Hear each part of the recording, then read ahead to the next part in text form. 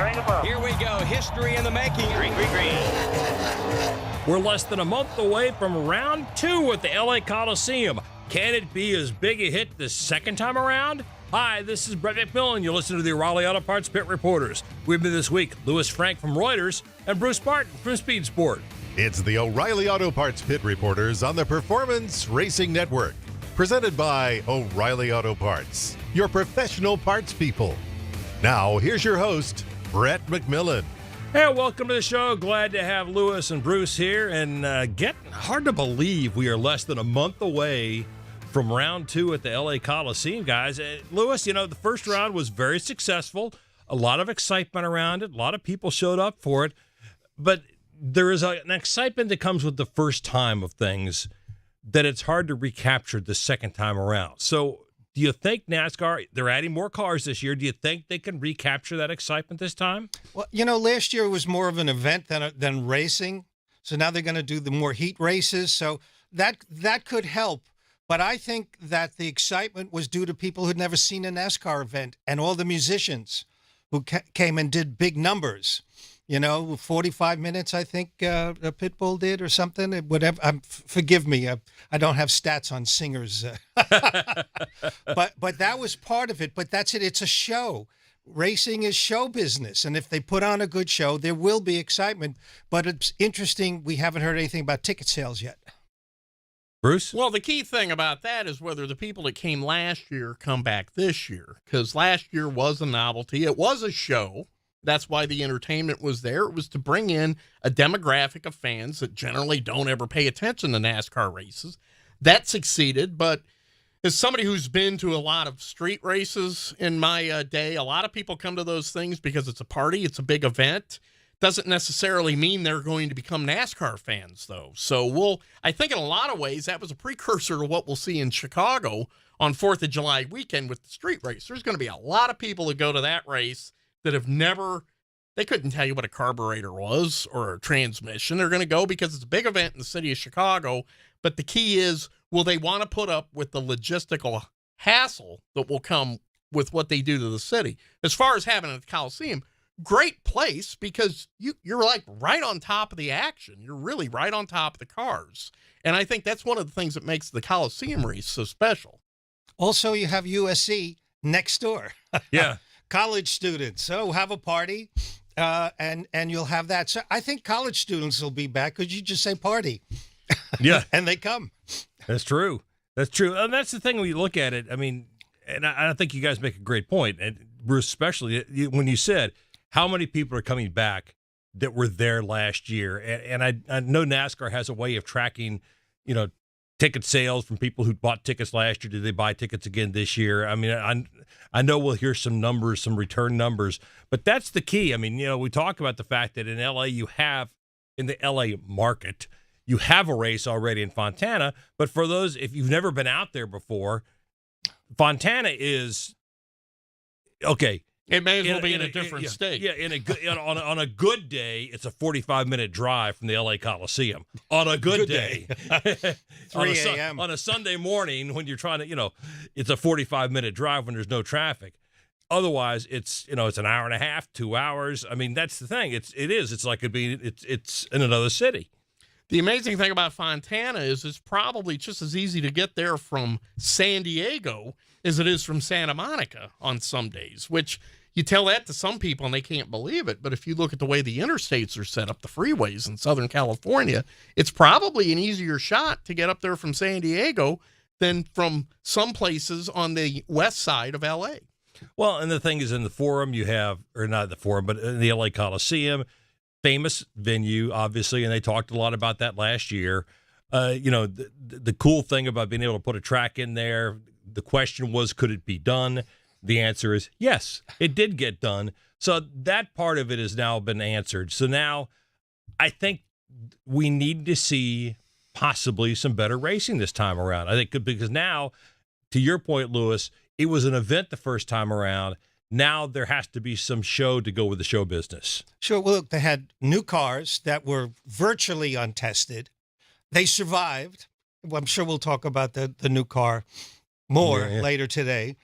And I think everybody was on tenterhooks. You know, will the cars last? And they took quite a punishment, and they did. I mean, again, these events.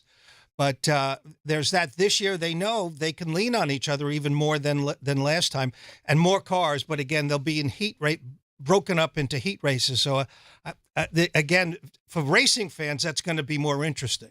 Well, and Bruce, one thing you don't have to worry about this year is lack of parts, which was a huge issue. That was a huge issue last year. Yeah. Let's not forget that. The one thing about the heat races, though, that I'd like to see is a little more action in those heat races, because we've tried heat races in NASCAR before, and we keep expecting it's going to be like a heat race at Ace Speedway or a place, a typical Friday, Saturday night heat race. And what happens is we generally don't see that type of excitement. So I'd like to see a little more racing in those heat races.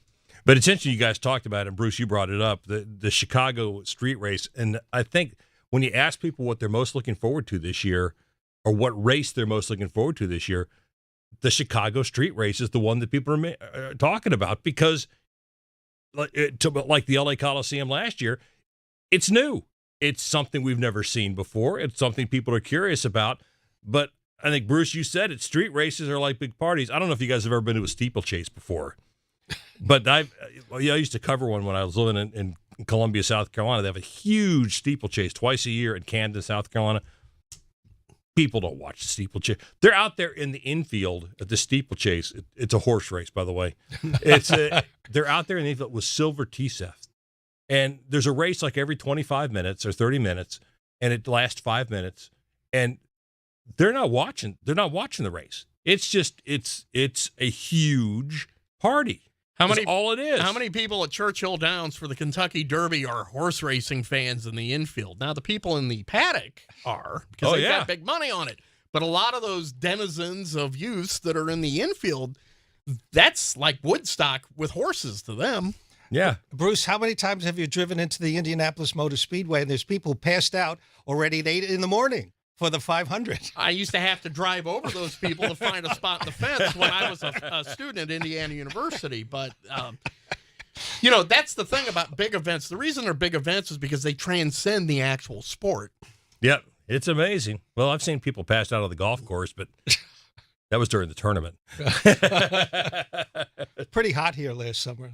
But, no, it's going to be interesting. I think it's going to be interesting to see. I'm interested to see how it plays out. And now that we know more about this car, and there's still, again, there are questions about this car with the new rear end on this car and how that's going to react. And is it going to be better for the guys and the drivers, the guys and the gals this year? So I think it's going to be interesting to see how it plays out. I'm excited about it again. I think it's a fun way to start the year. It's certainly going to get the attention. And I think it's something we needed to change from what the Busch Clash, Bud Shootout, whatever you want to call it, what it had become. And it was hard when you looked at the fields. It had gotten really hard, Lewis, to differentiate between the Bud Shootout, or whatever you wanted to call that race, and the All-Star race. They were basic, the same fields. They were basically the same thing. Yeah, and Crash Fest, especially down in Daytona Beach. And people would bring a car they knew that would be completely destroyed. So it was, if you like the original Coliseum, you were going to love those races, but they became predictable in their unpredictability. That's why the original Busch Clash was so good, because it was just the pole winners only, 10-lap or 20-lap race. And that really made it kind of an edge-of-your-seat type event. Yeah. And there's going to be no confusing the two races this year. No.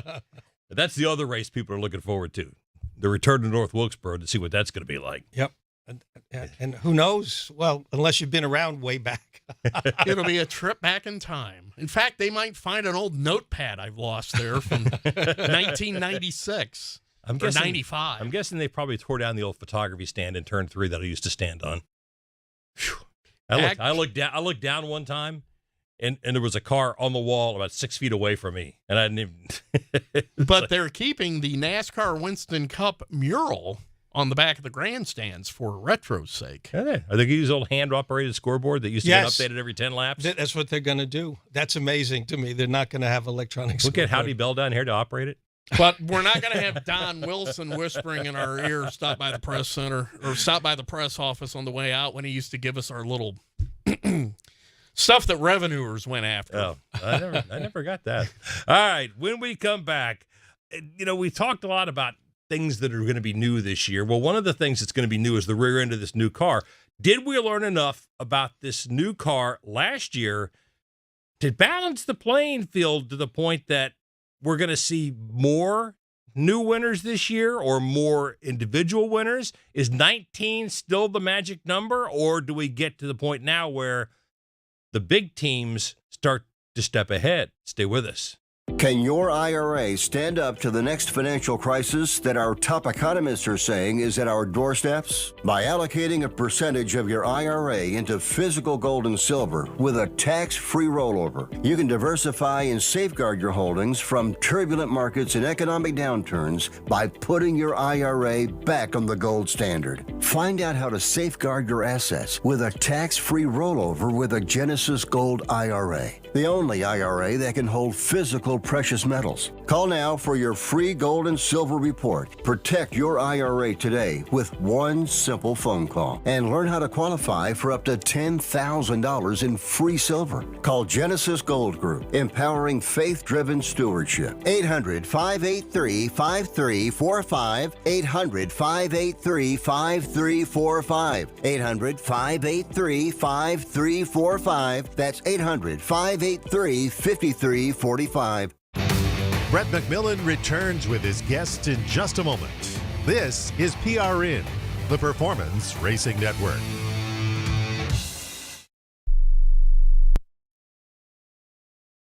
What kind of season is he having? Is he having a great season? Okay, good, really good, greater than, or less than? As soon as Ross came out of the care center and started talking, he immediately wanted to package this as, now we're even. Teams are doing everything they can to find an advantage with this car. I still think the normal cream rises to the top now when it comes to road racing. Hi, this is Doug Rice. Join me every Monday night for Fast Talk. The Grassroots is where the hometown heroes of Friday and Saturday nights are and where the future stars of NASCAR are made. First career win for James Friesen of the TAS Racing Sportsman Series. From Eldora to Knoxville, Jennerstown to Lawrence County. Follow PRN's At the Track on Twitter and hear PRN's At the Track each week on broadcast radio stations, the free PRN app, or at goprn.com. PRN's At the Track, relentless passion for grassroots racing.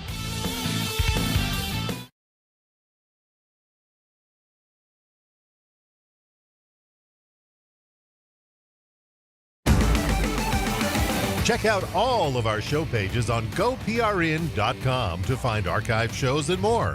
Now, back to the O'Reilly Auto Parts Pit Reporters with Brett McMillan. Well, welcome back, along with Bruce Martin from Speed Sport, Louis Franck from Reuters, Brett McMillan, glad to have you with us. All right, I asked the question kind of going into the break. We had 19 different winners last year. 19, Bruce. Why are you looking at me like that? It's unfathomable because it used to be, 16 guys make the playoffs, and it would always be a couple of guys that didn't win any races that were getting in, and now we're up to 19 guys, so it means you could win a race and not make the playoffs. Well, we got darn close to this last year. I mean, darn close to it. Now, we all looked at it and said, okay, is that because the new car, I think everybody looked at the new car and said it balanced the playing field. So now that the big teams have had more time with this new car, despite the fact that there's going to be a new rear end in this car, can we expect this balance to continue, or are the big guys going to start to be able to separate themselves out and pick up more and more wins? I'm going to go on the record and say no, there won't be 19 different winners. I think that the bigger teams will have figured out a little more. And you may see a new winner that we didn't see last year, but I don't see 19 different. And I'll go out on a limb with that. Teams with the biggest engineering budgets will be able to reap the benefits of the engineering budget because those guys are pretty smart and they'll find something that the smaller teams don't have. And with all the engine alliances and everything we have today, we're all seeing guys out there running the same parts, but they're not necessarily running the same setups. Well, the interesting thing to me is, we talked some about this before the holidays. You start, people, look who didn't win last year. Martin Truex Jr., Ryan Blaney. Okay, so you sit there and go, well, certainly those guys aren't going to go winless for another year. So who do you start taking off the list? Well, okay, Kurt Busch is off the list. We know that. But then you start going, well, okay, so everybody feels like, Bubba Wallace is on the rise. People feel like, Petty GMS is on the rise. So who do you start taking off the list that won last year? Well, look at Trackhouse. Daniel Suarez won last year, and that wasn't a fluke with those guys. So who do we start taking off that list of 19? Do I make enemies now? But I say to take the fifth, kind of the smaller teams, the teams that won for the first time last year. I think start with them not necessarily being able to repeat their accomplishments of 2022. But there are some drivers like Eric Jones that can be counted on for having a couple of pretty good races during the year and getting a victory. And, that would probably be one of the smaller teams, but you don't know now with the influx, how that team has grown. They might be ready to challenge, kind of maybe be like this year's Colleague Racing has been lately. I mean, that's the thing. I'll throw out Colleague Racing, AJ Allmendinger. He's going to be a full-time. And when he's still running 6 road course races, I would expect that he's going to win one of those. He might win more. He might win about 3 or 4 of those. He's really, really good. And yeah, he is. Yeah. Again, there's always some outliers, but we're talking about, overall. And I just don't see it. I think the best get better. And one time a racing engineer said, of course, this is radio, but he made a motion with his hands, and he raised his hands and said, okay, this is where we're starting. And then he went up like at 45 degrees, and he said the little teams have to, just to match us, they have to go that. And I don't see it. Every couple of years, the Jacksonville Jaguars make the NFL playoffs, but the big question is they don't make it every year. But you do see some teams in the NFL that do make it every year, and the same thing happens in NASCAR. And that's going to really be a key issue is once you've reached that level, it's probably twice as hard to maintain it. Yeah, the fancy term is reversion to the mean. Is that a lawyer term? No, I think that's could be. As you talk about that, though, I think the team that really surprised everybody last year, and I think more than anything else, surprised people, and then the fact they were able to sustain their success last year, Bruce, was Trackhouse. And I don't see any evidence that Trackhouse is going to go away. That this was a one-year wonder. That they're going to. I think Justin Marks has built an organization that's here to stay. If anything, they're only going to get stronger because he is definitely going to be the new breed of team owner that is going to. If you look at the age of the Big Five, what is it? Richard Childress is the relative youngster of that crowd at 73. So they needed to have some young ownership in NASCAR to keep the series moving ahead. And not only is he going to take Trackhouse to places on the track, he's wanting to become a brick and mortar store. He's wanting to have Trackhouse bars and restaurants. He's really wanting to turn that into a brand. It's very interesting. All of us here saw the changing of the guard like 20, 25 years ago. And that's what's happening. And I'll agree with Bruce that Justin Marks he's the tip of the sword of the disruptors. That's a Wall Street term, not a law term, but he's a disruptor and it's working. And so I think the next level, we don't know who's out there, but in the next few years, we're going to see other people with new ideas take over.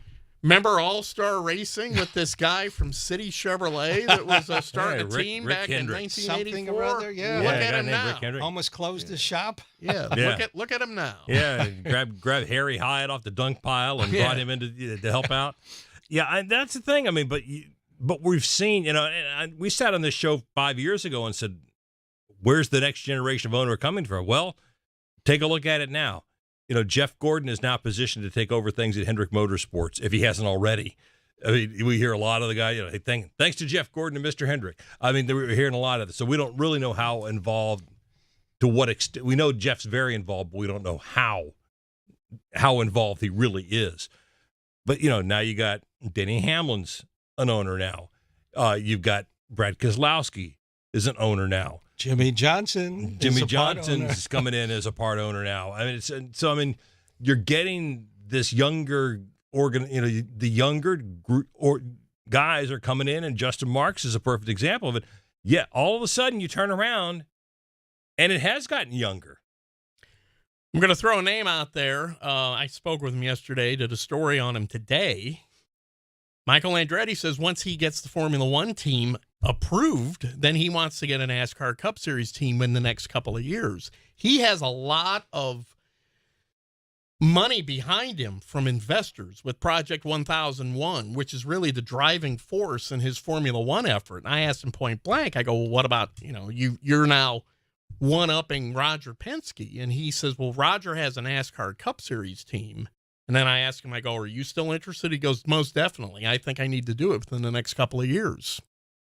Roger had a Formula One team when it was a lot easier. You just spent the money, bought the chassis, and he had the engineers. And he didn't have to get approved by the current Formula One team principals either. No. Who don't want to share, who don't want to make another cut. So, yeah. No. Yeah, we'll see how that all plays Dilution. out. Yeah. Well, speaking of guys investing their money and their time, some of the NASCAR heavyweights have now put their names behind the Cars series. And we'll talk about that when we come back to the O'Reilly Auto Parts Pit Reporters. Grime, friction, wear, destructive words when it comes to an engine. Adding Z-Max microlubricant to your oil and fuel allows it to soak into metal to disperse harmful carbon deposits. You wouldn't wax a car with dirt on it. Don't run your engine without Z-Max. Help improve performance, reduce emissions, extend engine life, and improve fuel mileage with Z-Max microlubricant. Get Z-Max today at zmax.com or your local auto parts store. Hi, I'm PRN's Alexis Eric. Want to listen to PRN anywhere you go? By downloading the PRN mobile app, you can listen to live race broadcasts and have on-demand access to your favorite shows like Fast Talk, Pit Reporters, Garage Pass, and PRN's At the Track. Download today to make sure you don't miss any of the action. Get the latest racing information at your fingertips with the PRN mobile app, available on Apple App Store and Google Play. Find more information at goprn.com. There's more of the O'Reilly Auto Parts Pit Reporters still to come. This is PRN, the Performance Racing Network. Hey, I'm Paul Shadden-Charlotte with Kathy Martindale in Nashville on the Performance Racing Network. This is Z-Max Racing Country Classics. Let's head to Charlotte now and join Paul with Chase Elliott. Tell me this, growing up as Bill Elliott's little boy, did you know Rick Hendrick at all? The first time I ever spoke a word to him was when I was about 15, and we were just talking racing. Z-Max Racing Country Classics. Mike Rowe here with a gentle reminder that civilization is held together by pipes, wires, and cables. It's true. There are over 5 million miles of gas lines, power lines, fiber optic lines, water lines, and sewer lines, all buried beneath your feet. And every 60 seconds, somebody digs into one. Look, if you're thinking about digging around, do yourself a favor and call 811 first just to find out what's down there. Trust me, you don't want to find out the hard way. Call or click 811 before you dig and visit safeexcavator.com for more info.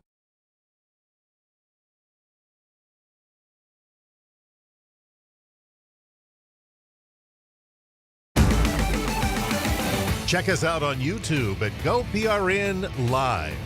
Now, more of the O'Reilly Auto Parts Pit Reporters with Brett McMillan.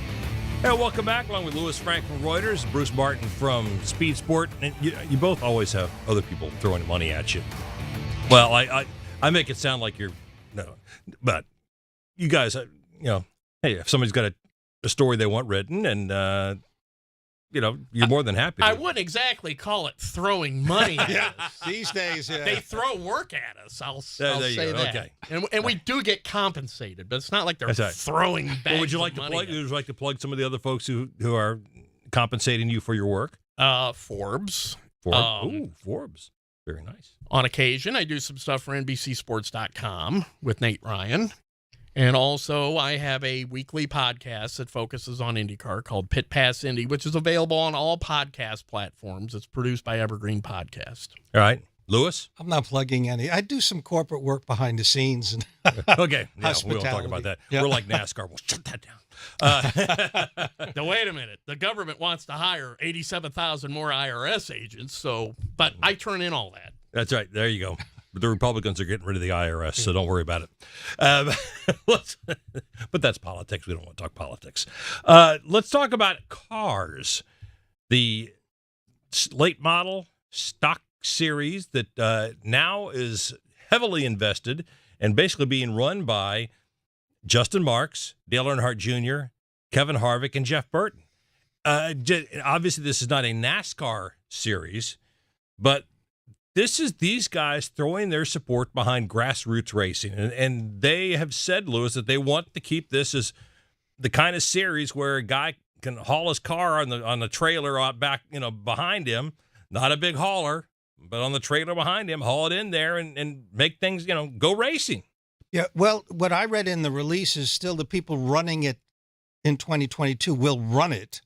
And again, though, the idea is to give opportunities. And all of these, especially Dale Jr., I mean, he loves to get, I just think of the Josh Berry story. It took him a while, to move up the ranks. But, to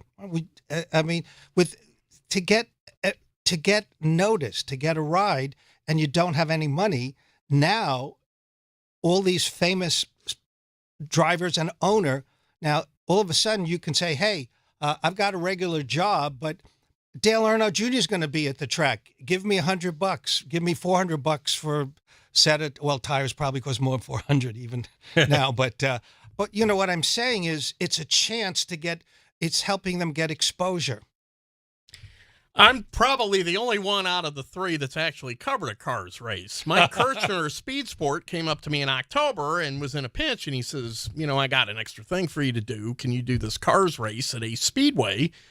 They have a really good stream, so it's not like you're driving up to Guilford County or Alamance County or wherever a speedway was, but I was very impressed with the quality of the Cars series. Josh Berry was in it. The cars are just as bit as good as you would expect to see in a series like ARCA.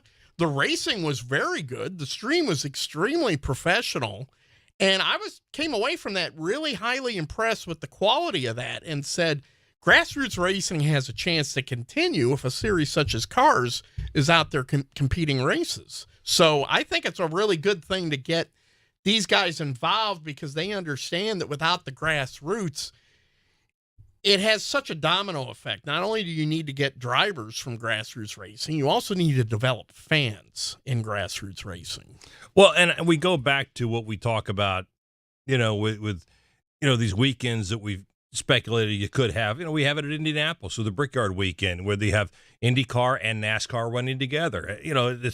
We're back to the old the rising tide raises all boats, and these guys may be NASCAR guys. Cars is not a NASCAR series, but these are well-known names that not only can get fans to the track, but can also help get sponsors. Don't forget the BC39, the USAC midget race that they have in the dirt track in Turn 3 at the Indianapolis Motor Speedway. It's really good that they're able to re-engage grassroots people because one of the problems I think we saw in the 90s and the early 2000s was all of these pinnacle racing series were getting further and further away from the grassroots people. And we all saw what was the biggest reason why, back in the day USAC and back in the day NASCAR was so popular was because it was an everyman sport. They could actually watch these guys at their local track, whether it be Kokomo or whether it be Columbia or any of these tracks, and see them one day reach a pinnacle series. And we got away from that in the late 90s, early 2000s. It's good to reconnect with that. And think about the fans who can't afford expensive tickets for the premier level races. They can go. There's more racing dates. They can probably get autographs a lot more easier, than in the top series. So there's, I am a baby boomer. So, before the internet and cable TV, they had local racing and people could drive to a local track, like going to a night ball game, see a race and be home, be back to work the next day. our mentor, Chris Economaki, that's how he got started. He was a track announcer. And not only did he run National Speed Sport News, but he was also a track announcer all over the country. And that is why he was so widely accepted in all racing circles. He knew everybody. Yeah, and that's the thing. And I think these guys throwing their weight behind this series is going to be a good thing. And certainly, and it's something, they're all four of them are passionate about this. And I think that is something that's only going to help. It's going to help get sponsors. It's going to help get attention. And I think their dream is to help it grow, but not grow to the point that it's going to take a huge investment for these people to race in this series. They want to keep it affordable so that so that any one of us can throw a car in the back here and go race. The other thing is anything Dale Jr. gets connected with seems to he's got the magic touch, because people go, well, if Dale Jr. likes it, let's go see what it's all about. He tweeted a picture a week or two ago going to Brewster's Ice Cream up in Mooresville, where he had just rolled out and, was wearing just sweat outfit and all that. The next day, everybody went to Brewster's Ice Cream hoping to bump into Dale Jr. Well, he showed up at the first race at North Wilkesboro to run the late model and yep, fill the place up. He's got the Midas touch. Yes, he does. All right. Well, we know where, as a matter of fact, he's going to run a race this year, and we'll talk about that when we return. Hey, Pack Rat. Yeah, you. Are you moving cross country and you just don't know who to call? Call us right now. Listen, you've probably seen one of our containers in your neighborhood, but did you know that we can help you move anywhere in the United States? It's real simple. We'll drop a container off at the location you tell us to bring it to. You pack up your valuable possessions at your leisure. They stay safe right in your home. And when you're ready, call us. We'll come and pick up the container and give you a scheduled date of when your furniture and the other possessions will be at your new home. So if you're moving across country or across town, be a Pack Rat. Join the Pack Rat family. Call Pack Rat right now for your free quote. See y'all later, Pack Rats. 800-876-3515. 800-876-3515. 800-876-3515. That's 800-876-3515. Want to hear one of our past shows? Visit GoPRN.com. This is PRN, the Performance Racing Network. Hi, this is PRN's Brett McMillan. You don't spend your life just sitting around, so what you need is PRN's mobile app. By downloading the mobile app, you can listen to our live race broadcast from anywhere. Make sure you don't miss a second of the action from the track. If you download it today, you get station listings and on-demand access to your favorite studio shows like Fast Talk, Pit Reporters, or Garage Pass. Get all the latest racing information at your fingertips with the PRN mobile app. Download today. Available at the Apple App Store and on Google Play. Get your NASCAR fix with PRN's Garage Pass. This car puts on really good shows at, mile and a half, 2 mile tracks, and I expect nothing less. Obviously, it's not the spot we want to be in. We'd love to have a win by now and feel like we should have, but it's just been one of those seasons where when we have cars good enough to win, we haven't done all the other things right. I feel like it's going to be an opportunity to win and feel like, it's an opportunity to win at home as well. So want to take advantage of both of those things. Hi, I'm Mark Garrow, tracking the latest racing news every weekday.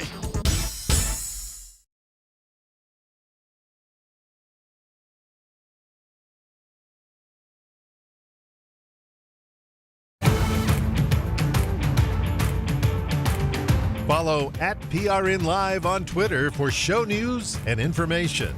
Now more of the O'Reilly Auto Parts Pit Reporters with Brett McMillan. And welcome back, along with Bruce Martin from Speed Sport, Lewis Franck from Reuters, Brett McMillan, glad to have you with us. All right, Dale Earnhardt Jr., Bristol, get ready. He's going to run the fall Xfinity race at Bristol. That'll sell a few tickets. Oh, definitely will. And the fact that anytime you get Dale Jr. in any type of race car, just Dale Jr. to show up, Dale Jr. doing TV at the Indy 500, all of a sudden it's just Dale Jr. just generates attention, which is a good thing. I get a little nervous when he gets in a race car, though, because, we love to watch Dale Jr. race, but we also saw, a little bit of the downside, what happens with some of the concussions that he had late in his career. And I just hope that in a lot of ways He's able to go out there, have fun, give the fans something to get excited about, and not tempt fate. Yeah, at a time where there's a lot of negativity in the world, he's always positive. And that's another thing to love him. But as Bruce said, though, you don't want to see him hurt. Concussions are forever. You don't really heal. So you want him to be safe, but he certainly brings he's the show, and everybody else is supporting cast. The thing is, he's come back. He's in obviously quality equipment because his organization's been very good. But he's not coming back and winning the races. He's running well, but he's not coming back and winning the races. Now, Bristol's a place that obviously he's run extremely well over the years, and I think in the tunnel where you walk into the infield, there might be a picture of him with a big broom somewhere because, from his weekend sweep up there. I mean, I just think Junior at Bristol is going to just be a blast. Well, definitely, and the point you bring up is he's running well, but he's not winning races. It just goes to show how important it is to do this all the time. Yeah. You hear reports of Michael Jordan, owner of the Charlotte Hornets, going out and beating these guys in games of horse, but I doubt whether you put him out on the basketball court in an actual NBA game, it'd be anywhere close to what he was, even when he was with the Washington Wizards. But in a lot of ways, the Earnhardt name is magic, especially at Bristol, and I can't think of a more iconic place for him to race at than Bristol. Yeah, Bristol had that long tradition of selling out, and then it kind of went away. And it's a shame because, again, it's one of those iconic tracks. And he brings the Earnhardt name. I'm surprised he doesn't have other Earnhardt products. I know he's dealing with air filters and vodka, but I'm surprised there isn't like a Earnhardt hot dog or something. Well, he's got the Epic Chop House up in Mooresville, so that should probably count for something. But the one thing that impresses me about Dale Jr. is his podcast, because he has become the modern day version of Phil Donahue. He is able to get all of his guests to basically bare their soul to him. And it really is compelling how he just has that childlike curiosity that makes people feel at ease, and they admit things that they've done wrong in their lives. They basically come to him for almost like a confession in many ways. But he's very good in that format. Yeah, he has been extremely good. The podcast with Ty Norris, and they talked about Teresa in about the most open terms you could say in public. It was amazing. And they talked about Itchy Elbow Gate and Itchy Arm Gate and some of these other ties back in the sport. And he came back. He went on the podcast, even bringing up some tarnished associations in the past. It's amazing. And that was an epic podcast. We talk about guys, obviously, and Junior never won the championship. Meanwhile, you got Jimmy Johnson with 7 championships, going to come back, run a few races this year. I'm wondering what his influence at Petty GMS is going to be. Will he have more influence as a mentor or as a driver? I think as a mentor, because the time that he spent in IndyCar, if you go up and talk to Scott Dixon or Alex Palou or Dario Franchitti, who is still part of Chip Ganassi Racing as a driver coach and a consultant, and Marcus Ericsson, they all have these great stories about how Jimmy Johnson helped them become better race drivers in a completely different form of racing that Jimmy Johnson didn't excel in at all. But he taught them how to be a champion and how to act like a champion and what the things to do off the track. And they just marvel. In fact, Scott Dixon is really fairly despondent that he will not be his teammate at all over there this year. When Jimmy gave him the word, they were talking about it over at Goodwood back in September. And Scott Dixon's response to him was, "You can't leave me. You've got to stay. You can't leave me." But the admiration that Jimmy Johnson brings to the table, I think, is why he'll be a very good mentor at that team. I think that he saw a great challenge over at GMS. And it's more than even driving. I think his attitude, his work ethic. There are young people there, but Mike Beam and Maury, they're not kids. And he's going to bring an energy to the management style. And I think on top of the driving, but more importantly, I think to GMS, he's going to raise the bar. And I'm kind of interested, I think he chose some team that would also give him a bit of a challenge, that where he could make a bigger difference. And I think that team is perfect. He's going to make a difference there. Mike Beam says that he gets texts from Jimmy at 6 a.m. And that goes to show you how engaged he is, especially when Jimmy is probably out in Colorado, which would be 4 a.m. But Jimmy is engaged. He says the energy level that he brings to the role of being a partner in the team is just very impressive.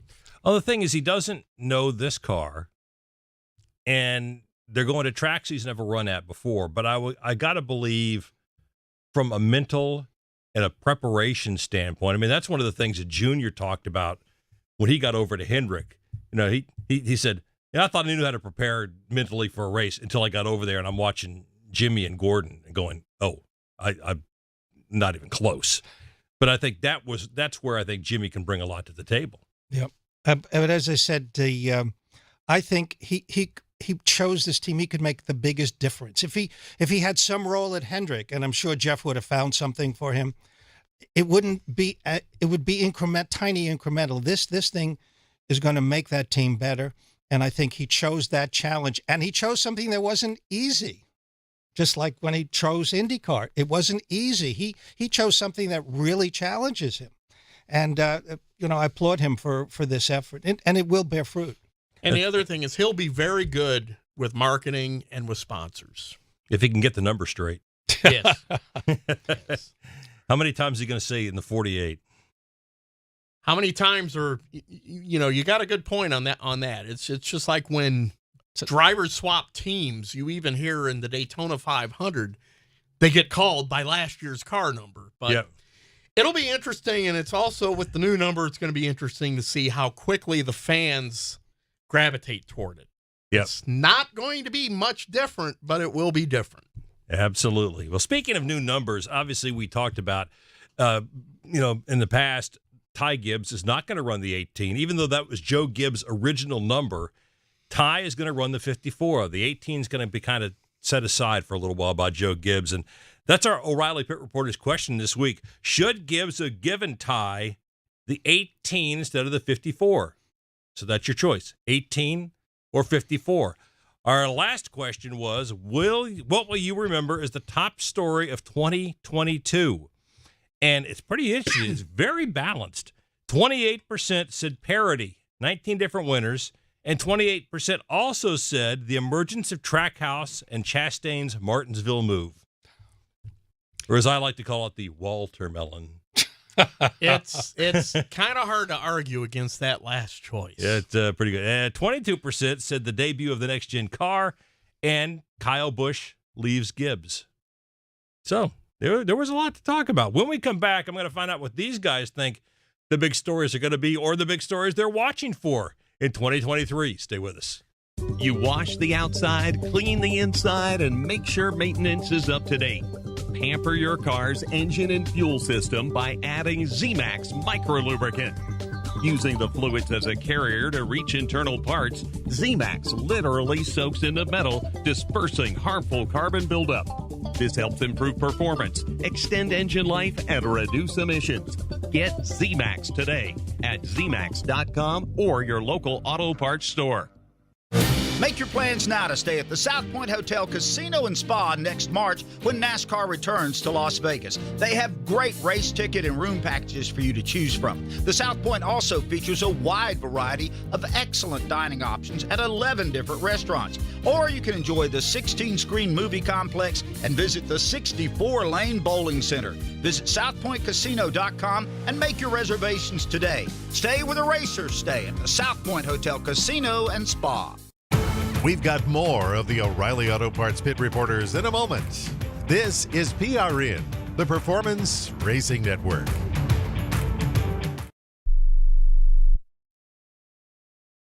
Start your engine!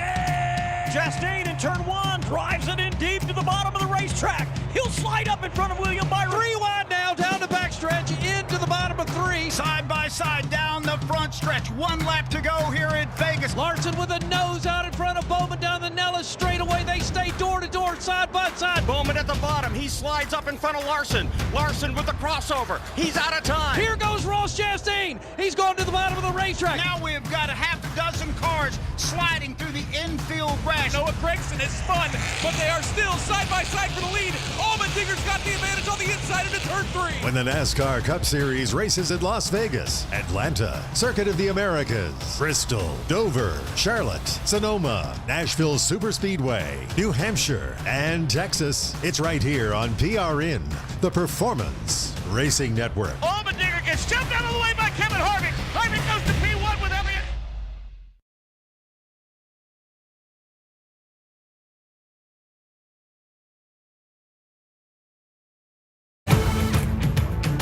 Download our free mobile app to listen to the show and more great PRN content on the go. Now, back to the O'Reilly Auto Parts Pit Reporters. And welcome back, along with Bruce Martin from Speed Sport and Louis Franck from Reuters. Brett McMillan, glad to have you with us. All right, Bruce, as we get ready to roll out the 2023 season, what are the couple big stories you're going to be looking for? How long it takes for Kyle Busch to get a win at Richard Childress Racing. I think that's a big story. And I'm also interested to see how quickly Ty Gibbs is able to adapt to the Cup Series, realizing the void in his life that he must feel from the loss of his father, Coy. I'm sure all three of us on this panel have lost parents or loved ones, and it's a loss that you never really ever get over. You'll feel that loss for the rest of your life. And for a kid to have this happen on what should have been the greatest day of his racing career is really unfathomable for me to try to comprehend. He's young, he's talented, he's got a little bit of a reputation that he needs to shed. So it's going to be interesting to see how quickly or maybe how difficult it is for him to make the transition. Louis? Well, I'm going to go with it's Kevin Harvick's time to make a comeback. Rodney Childers has been all over Twitter. I don't think they're going, gentle in the good night into that good night in his career. I think there's a story there. I think SHR, who was not performed as they had in the years past, I don't think he's done. I don't think it's in his mind. I know he's helping Keelan whenever he can, and Keelan is running all those tracks in Europe and stuff. But I think there's a story there that I hardly hear anybody talking about.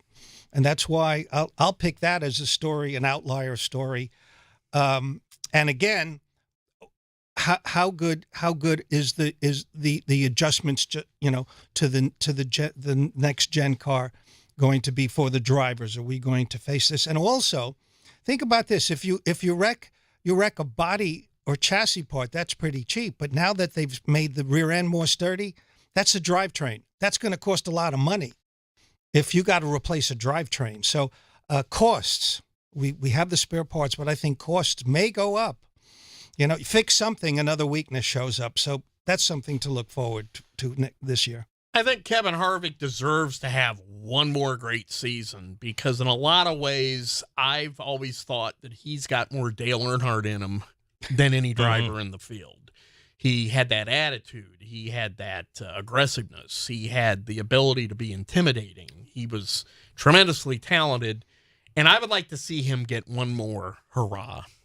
Do you guys think, he said that he'll announce his plans for 2024 or his plans beyond 2023 before Daytona. What's your gut?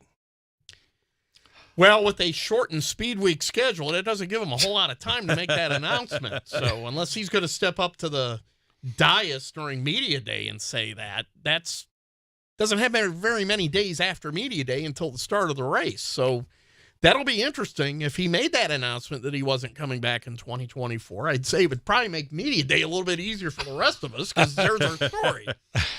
Yeah, we've covered the sport for a year or two. Yeah. And the hardest thing is an aging champion to let it go. And I think he's going to look at his performance early in the year to make his decision known. If he comes out and wins the Daytona 500, well, there's another year after. So you don't think he's serious when he says he'll make his decision? He'll announce it before Daytona. You think he'll wait? I think he'd like to get another Daytona 500 win. I don't know what goes on in his mind, but I think there's nothing like a win. Look at Mark Martin. How many times did he retire?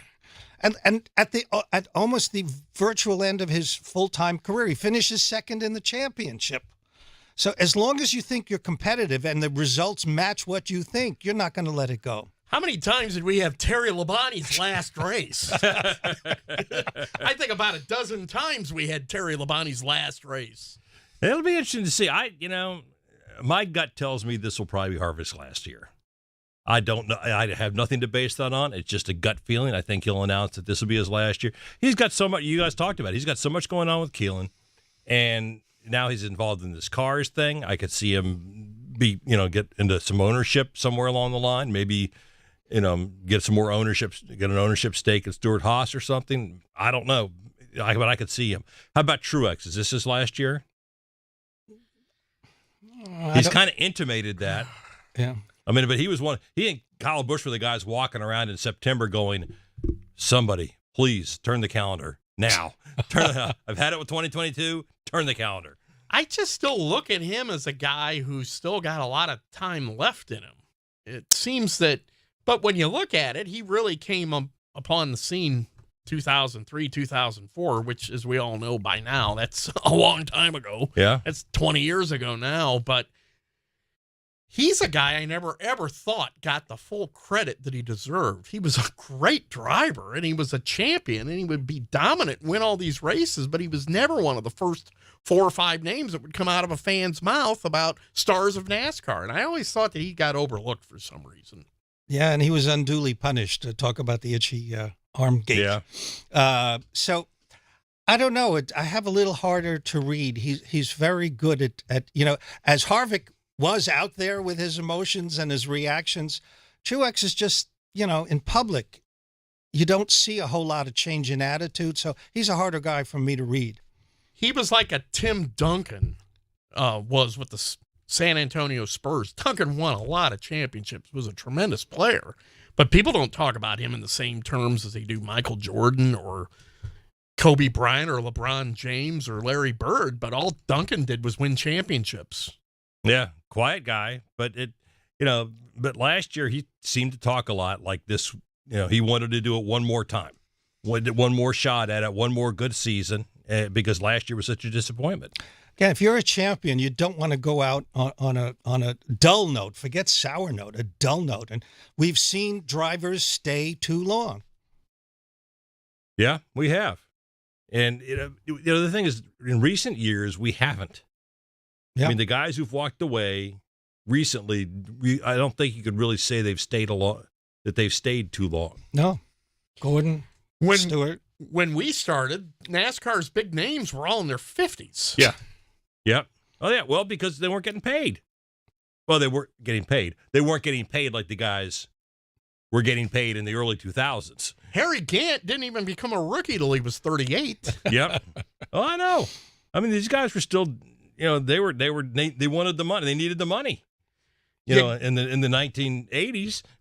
You had to love Harry Gant, though, because after he'd win a race, we'd ask him how he's going to celebrate it. He goes, "Well, I'm going to get up at 4 a.m. and go put a roof on a house." That's right. But steaks were free at the Harry Gant Steakhouse. Yeah. Up in Taylorsville, Harry Gant Steak. Is that still there? I haven't been up to Taylorsville lately. I will have to Google that as soon as we get off the air. Yeah, go check out. See if Harry Gant. People will actually email us and tell us if Harry Gant Steakhouse is still open. Maybe, for all we know. You're right. That's the thing. He was a rookie at 38. Now think about it. Now we're looking at guys 38 going, is he ready to retire yet? It's like, come on, he's got another year or two left. Yeah, pretty amazing. When we come back, White Flag Lap. Stay with us. Greece is cheap. But the airfare costs a fortune. Paris? Not much closer. And again, airfare... What about Puerto Vallarta? Let's face it, flying anywhere is just too expensive. Wait, what's this? low-cost airlines. With one call to low-cost airlines, you'll drastically slash your travel costs. We're talking insanely low airline prices to any of your favorite destinations. Where would you like to go? London, Rome, Costa Rica, Australia? Wow, that's cheap. So why wait? Call now to learn how crazy cheap it is to fly anywhere in the U.S. or international. Our prices are so low, we can't publish them. The only way to get them is to call to instantly hear the most amazing best deals on airline travel. It's that easy. So call now and start packing. 800-218-4909. 800-218-4909. 800-218-4909. Again, that's 800-218-4909. More of the O'Reilly Auto Parts Pit Reporters in a moment. This is PRN, the Performance Racing Network.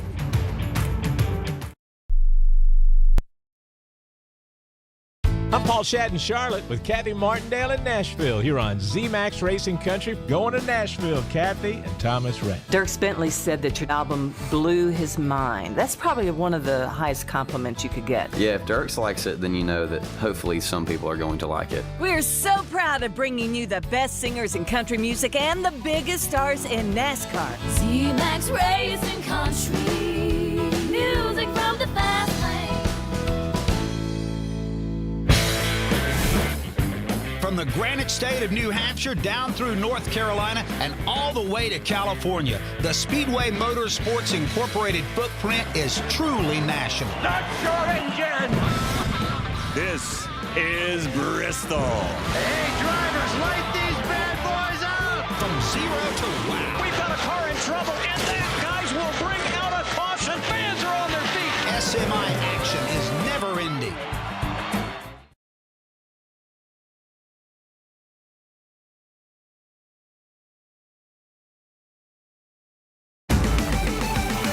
Get your short track racing fix with PRNs at the track.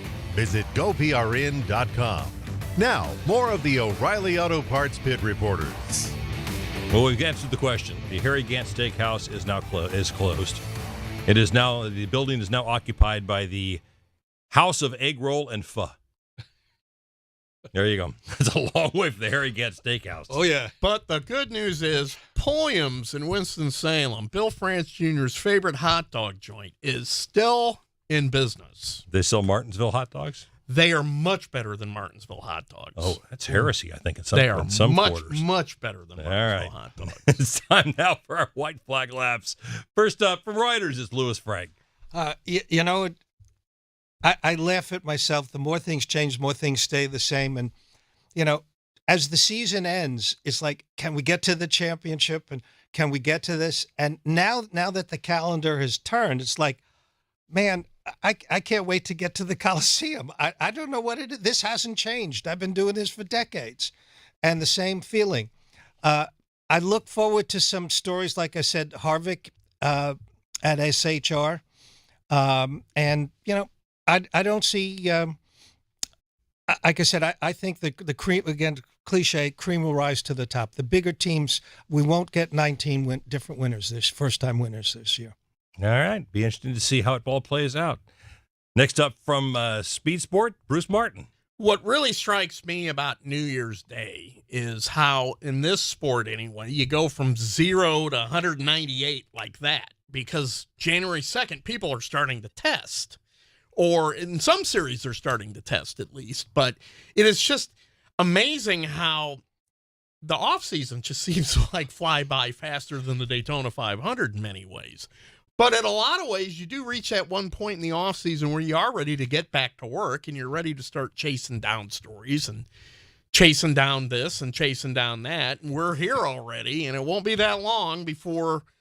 I know last night I was already checking my 3 or 4 different reservations I'm trying to juggle for the Daytona 500 to see which is going to be the best place. So that is the one thing a lot of people don't realize. We do have to book our own travel sometimes and find the right place. It's going to be the best place, but fans don't care about that. They don't want to hear that. But it's going to be interesting in just less than a month.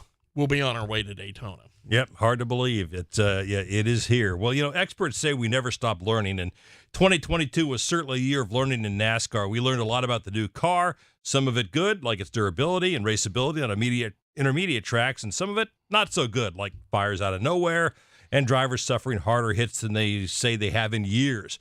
And yet through that, there were learnings, like NASCAR learning the importance of keeping the lines of communication open.